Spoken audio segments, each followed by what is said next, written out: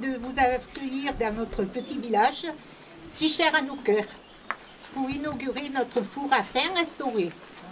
Grâce à l'action conjuguée du parc régional du Verdon, de la mairie et de l'association des amis de la Beaume et de l'Avon, nous avons un bel édifice à l'entrée du village.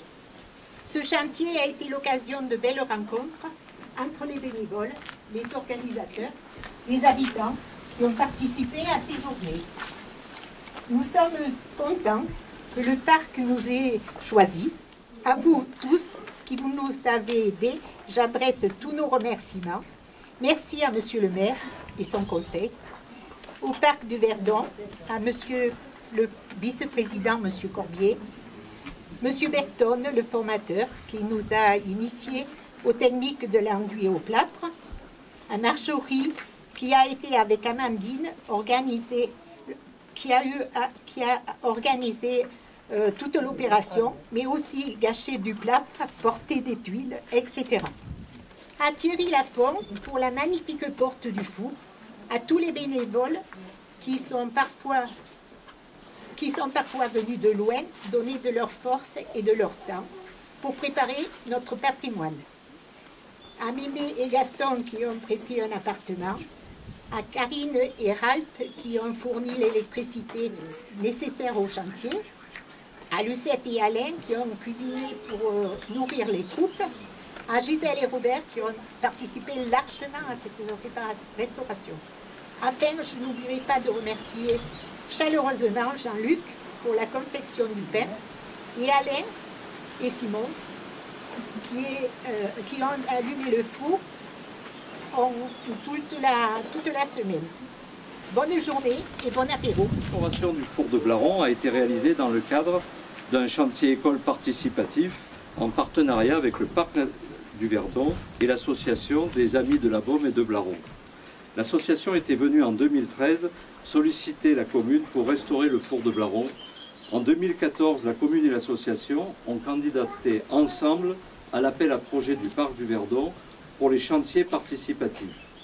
Le projet de restauration du four a été retenu. Une réunion sur place à Blaron a eu lieu au printemps 2015 avec Marjorie Salvarelli en charge du petit patrimoine et des chantiers au parc du Verdon. Philippe Berton, encadrant du chantier et spécialiste des enduits au plâtre, Gisèle Donini, service architecture de la communauté de communes et moyens Verdon, Amandine Delabre, chargée de mission à la mairie. Les travaux et le parti pris de restauration ont alors été validés ensuite par monsieur l'architecte des bâtiments de France. Ainsi, la restauration a eu lieu en 2 temps, avec un chantier sur la toiture du 16 au 18 octobre 2015, réfection de la toiture traditionnelle, tuiles de courant et de couverts sur charpente dépassés sur carton, puis un second chantier du 24 au 26 juin 2016 a permis de réaliser tous les enduits intérieurs et extérieurs au plâtre traditionnel, rappelant les enduits au gypse faits par nos anciens. Ce type de chantier est le fruit d'un partenariat fort entre la commune, l'association et le parc du Verdon, chacun mettant la main à la pâte pour arriver à ce beau résultat. Ainsi, l'association a mobilisé ses troupes lors des 2 chantiers pour trouver des bénévoles et pour préparer les repas pour tout le monde à chaque fois. Le parc du Verdon organise le chantier et finance la participation de l'encadrant technique. La commune a apporté son soutien dans l'organisation logistique, mise à disposition du petit matériel, karcher, perforateur, poubelle, scie, mise à disposition d'un logement pour le parc, et dans la communication. La commune fournit également les matériaux nécessaires à la restauration, et pour ce chantier, le financement a été de 1 100 € de matériaux pour la toiture et 3 500 € pour les enduits au plâtre, soit une participation financière de 4 600 €. Par ailleurs, les services techniques ont réalisé la nouvelle porte du four et la petite fenêtre en bois qui ont été mises en place lors du chantier de juin 2016 par les bénévoles. Ce chantier s'inscrit véritablement dans les actions de la commune autour de la restauration et de la valorisation de son patrimoine, qu'il soit classé ou non classé. Ainsi, le four de Blaron fait partie de ce que l'on appelle le petit patrimoine bâti, mais on voit bien qu'il a permis de mettre à l'honneur des techniques traditionnelles de restauration, avec l'enduit au plâtre, et la toiture traditionnelle, et de rassembler de nombreux partenaires, en espérant que ce moment convivial avec le rallumage du four se perpétue pour chaque année. Un grand merci donc à tous les participants, et la commune tient à encourager ce type de partenariat, notamment à l'heure où les aides financières se font rares, et j'ai beaucoup d'admiration et de respect pour tous ceux qui se battent pour la sauvegarde du patrimoine. Excellente fin de journée à tous. Merci. Ce travail, aidé par le parc, a nécessité 57 jours de travail. Travail fait par des bénévoles qui ont accepté de prendre sur leur temps pour venir participer à ce chantier. Toute une série de partenaires, Monsieur le maire de Castellane en a rappelé quelques-uns, et je voudrais les remercier, les bénévoles bien sûr qui ont travaillé, mais aussi l'association, Madame Crépon en tête, parce que sans association, on ne peut pas faire de travaux participatifs. Et donc c'est l'engagement de la population locale qui permet ce genre de chantier. Donc soyez-en remerciés. Remerciements aussi à deux personnes dont l'une est absente, mais qui sont fondamentales pour ce genre de choses. La première, heureusement, est présente, c'est Marjorie Salvarilli, qui allie toute une série de compétences, recherche aux archives, pour avoir les documents sur les monuments, mais qui sait aussi monter sur un toit, mettre les tuiles, plus ou moins bien. Non mais je sais parce qu'à Saint-Julien, elle a fait le toit et ensuite Philippe l'a dit, il faut le refaire. Donc c'est pour ça que je me permets de dire plus ou moins bien. Et c'est grâce à cette expérience qu'ici, elle a pu le faire très bien. Donc le parc, vous le remerciez, c'est bien. Mais moi, au nom du parc, je dis que sans Marjorie Salvarilli, il n'y aura rien de possible. Merci Marjorie.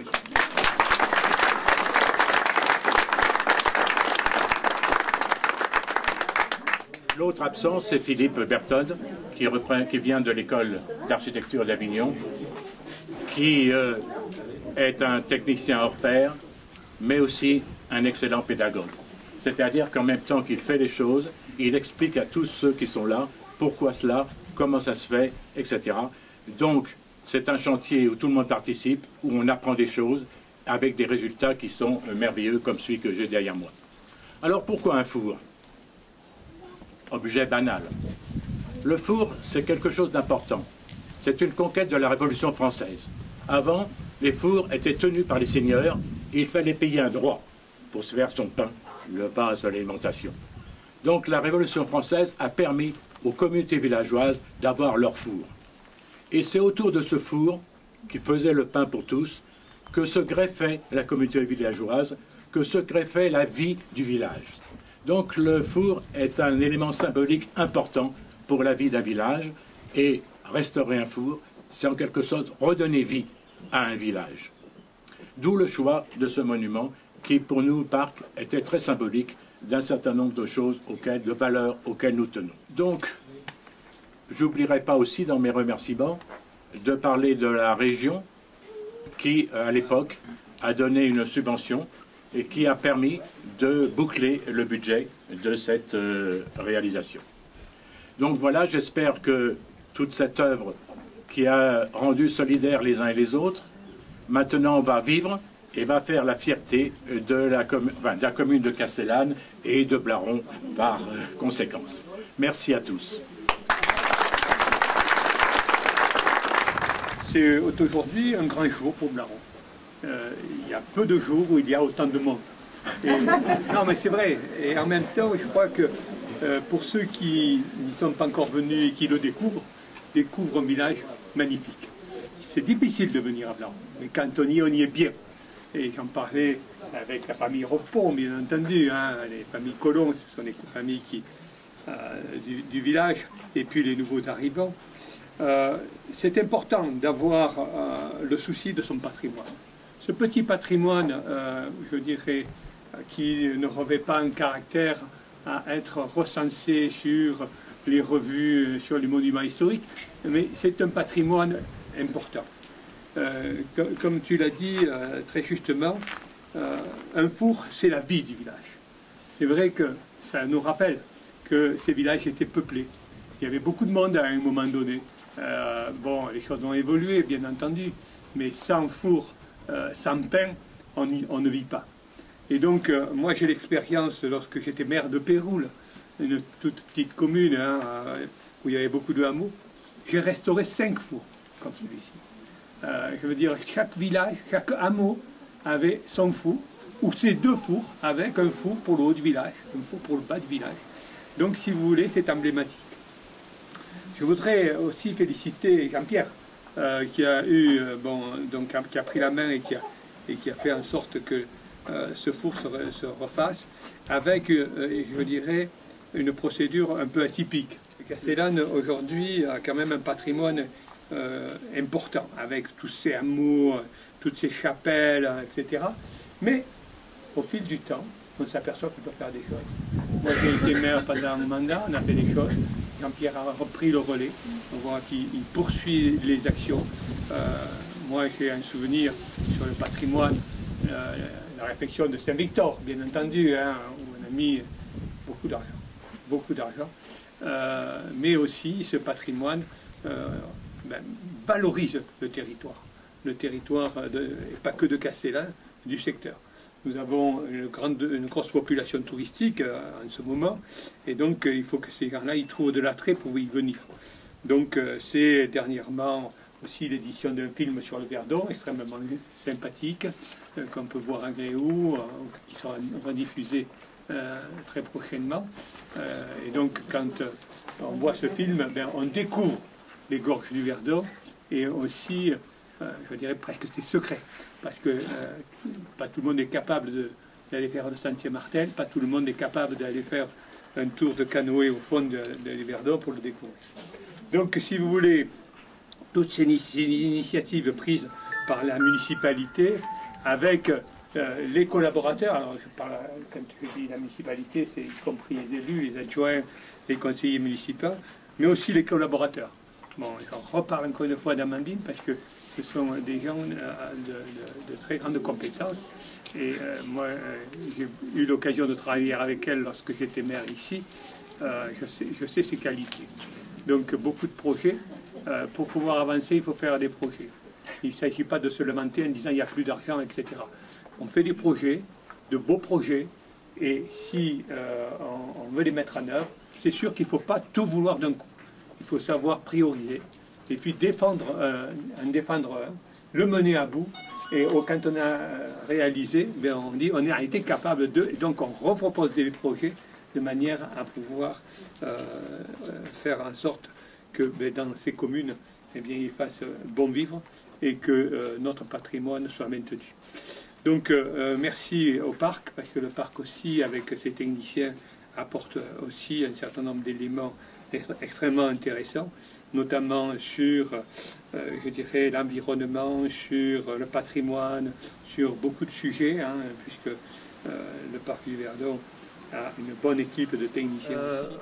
Moi, je voudrais axer mon intervention sur 2 choses. La première, c'est le bénévolat. Ça a été dit par tout le monde.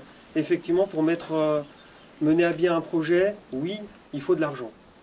Actuellement, on est tous les uns les autres, que ce soit au niveau de l'État, des collectivités territoriales, ou en tant que simple citoyen, on voit que l'argent se fait rare et qu'il faut y faire vraiment très attention. Mais au-delà de cela, c'est surtout la mobilisation de ce hameau sur un projet.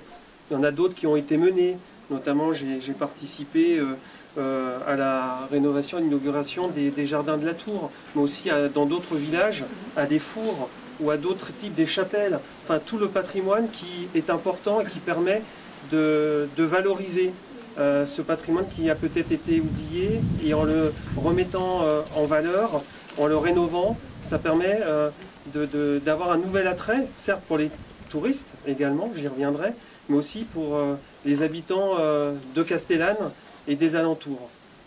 Et en nos périodes un petit peu difficiles, le fait de se retrouver autour d'un projet, le fait de participer, de donner un peu de temps, on voit que si chacun donne un petit peu de temps, si chacun est solidaire, on arrive à mener de beaux projets. Voilà, avec un peu d'argent, mais c'est pas ce qui prime, c'est vraiment le rassemblement autour d'un projet, la mobilisation citoyenne, avec l'aide bien sûr d'un professionnel, parce qu'on ne fait pas comme ça les choses, il faut avoir de solides bases, mais la transmission est importante, la pédagogie. La deuxième chose, c'est toutes ces actions qui sont menées. Parce qu'on peut se dire, oui, mais le patrimoine, la culture, il y a peut-être d'autres enjeux, il y a peut-être d'autres priorités. Non, parce que c'est un élément essentiel qui permet aussi à un territoire de vivre. Et de vivre, ça a été dit, à une période de l'année, là au niveau estival, vous êtes nombreux, on voit aux alentours, il y a beaucoup de monde, mais je pense que ce type de projet, un four, une chapelle, une place, etc., peut aussi permettre de drainer des personnes qui viennent de la région ou d'ailleurs, un peu sur les autres périodes de l'année. Moi, je suis très sensible depuis que je suis arrivé il y a 9 mois maintenant, quasiment, de travailler avec les élus locaux, mais aussi avec les associations, parce que je suis persuadé qu'il y a des choses à mener collectivement pour attirer une autre clientèle au printemps et à l'automne.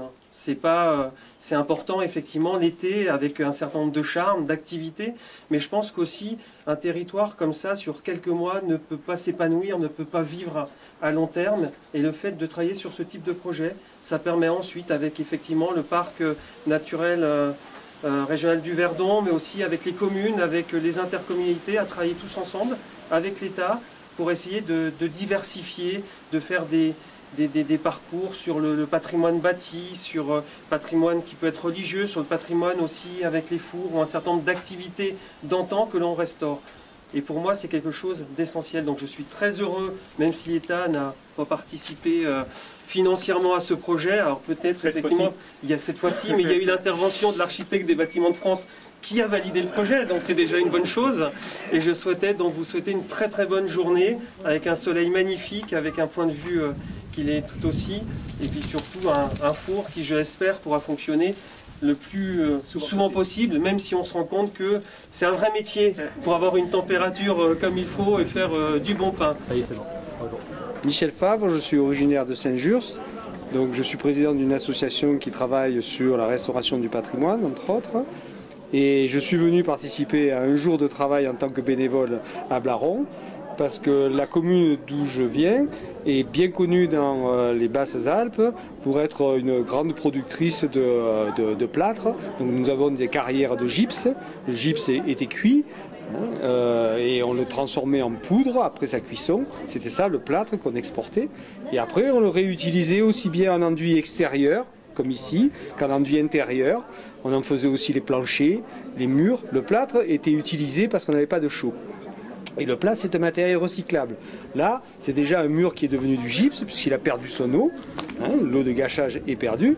Et à la limite, si on veut refaire du plâtre, on le reprend, on le recuit, et on va refaire du plâtre. La cuisson est bien moins importante que pour obtenir de la chaux, parce qu'il suffit simplement d'évacuer l'eau qui est dans le gypse, la roche, alors que pour faire de la chaux, il faut extraire le gaz carbonique. Donc c'est beaucoup plus complexe. C'est beaucoup plus complexe et la chaleur est beaucoup plus importante. Donc là, avec un feu, avec du bois, on extrait très facilement l'eau du gypse.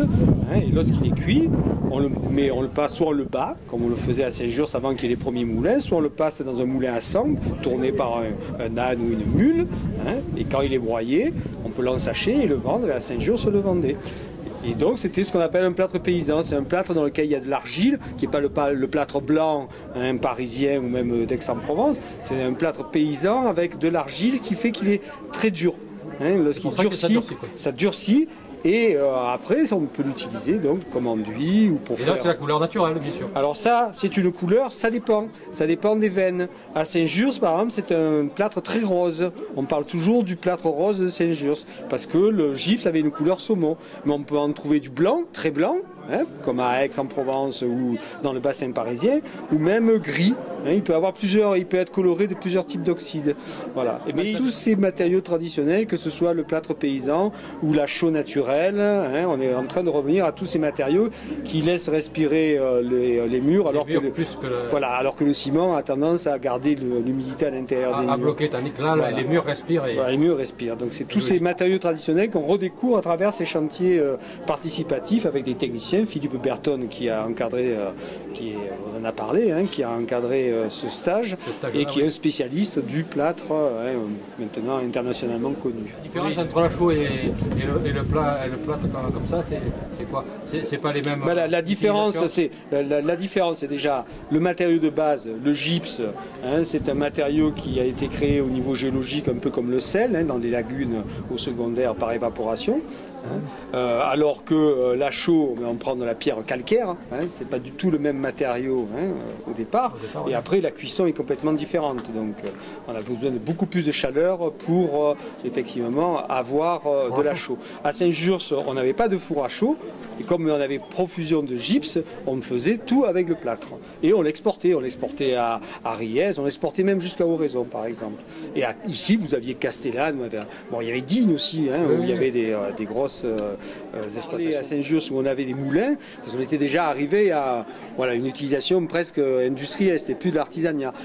Antérieurement, avant 1860, à Saint-Just, on battait le plâtre, d'où l'expression battre comme plâtre. C'est-à-dire qu'on utilisait, on était à plusieurs avec des masses sur des longues manches, et on tournait et on tapait sur le gypse cuit pour le transformer en poudre de plâtre. Ouais, pour pouvoir l'utiliser. Pour pouvoir l'utiliser. Il y a beaucoup d'expressions avec le essuyer les plâtres. Il y avait une profession à Paris de femmes qui essuyaient les plâtres. Voilà. Et là pour l'employé, on met que de l'eau? On prend la poudre de plâtre, hein, donc on saupoudre ou on mélange avec de l'eau dans un malaxeur, hein, et après on l'applique comme ça. Oui, traditionnellement. Traditionnellement, il n'y a pas de problème, ça s'applique très très bien. Comme un enduit traditionnel. Comme un enduit traditionnel.